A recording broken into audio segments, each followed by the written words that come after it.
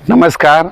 आज आहे 10 फेब्रुवारी 2026 आणि मी आता शेतकऱ्याला अंदाज देणार आहे. मी म्हटलं होतं ना 10 तारखेपासून राज्यातलं ऊन वाढत जाणार, पण रात्री थंडी राहणार आहे. तर राज्यातलं आता उन्हाचा पारा वाढत जाईल आजपासून, पण रात्रीच्याला थंडी देखील राहणार आहे. रात्री 11 ते सकाळी 7 वाजेपर्यंत चांगली थंडी जाणवणार आहे. म्हणून हा महाराष्ट्रातल्या सर्वप्रथम शेतकऱ्यांनी अंदाज घ्यायचा. ही थंडी फक्त 20-22 तारखेपर्यंतच राहणार आहे, म्हणून हे देखील सर्व शेतकऱ्यांनी लक्षात घ्यायचं. म्हणजे 22 फेब्रुवारीपर्यंत थंडी राहणार आहे, म्हणून हे लक्षात घ्यायचं. पण राज्यात मात्र आजपासून ऊन वाढत जाणार आहे, म्हणून हा अंदाज सर्व पूर्व विदर्भ, पश्चिम विदर्भ, दक्षिण महाराष्ट्र, उत्तर महाराष्ट्र, कोकणपट्टी, खानदेश या चारही विभागातल्या सर्व शेतकऱ्यांना अंदाज लक्षात घ्यायचा. मग आता नेमकं शेतकऱ्याचे हरभरा काढणी चालू झाली, त्याच्यानंतर गहू काढणी चालू झाली, तंबाखू देखील काढणं चालू आहे.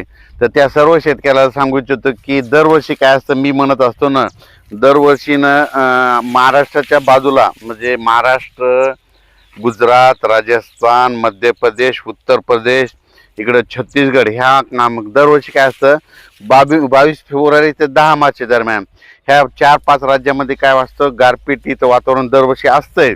म्हणजे त्या 20 दिवसामध्ये मग त्या 2-3 राज्यात जर होत असली तर त्याचा असर महाराष्ट्रावर होत आहे. म्हणून हे सर्व शेतकऱ्यांनी लक्षात द्यायचं.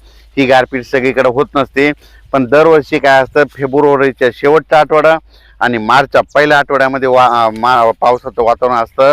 म्हणून शेतकऱ्यांनी काय करायचं, 22 तारखेपर्यंत ज्यांचा गहू, तूर, कांदा काढणी असलं तर 22 तारखेपर्यंत तुम्ही काय करायचं, काढण्याची तयारी ठेवायची. कारण की काय असतं, नंतर फेब्रुवारीच्या शेवटच्या आठवड्यात वातावरण खराब होतंच. म्हणजे ह्या 2-4 राज्यामध्ये काय होतं, मध्य प्रदेश, राजस्थान, गुजरात त्या भागामध्ये गारपिटीचं वातावरण होते, म्हणून त्याचा असर आपल्या महाराष्ट्राला होतोय. म्हणून हा अंदाज सर्व शेतकऱ्यांनी लक्षात घ्यायचा.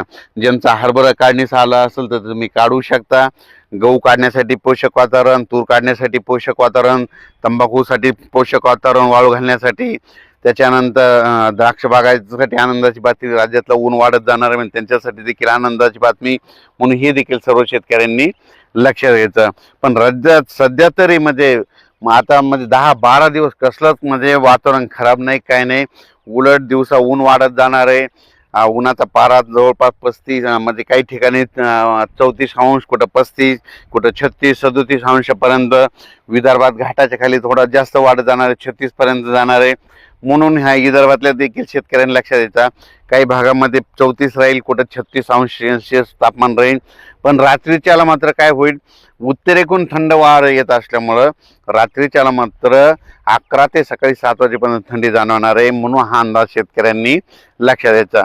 आणि बऱ्याच आणखीन शेतकऱ्याचे मला फोन देखील आले की 2026ला म्हणजे दुष्काळ पडणार आहे का. तर परत एकदा सांगतो, प्रत्येक वेळेस सांगणार आहे, 2026ला दुष्काळ वगैरे काही पडणार नाही.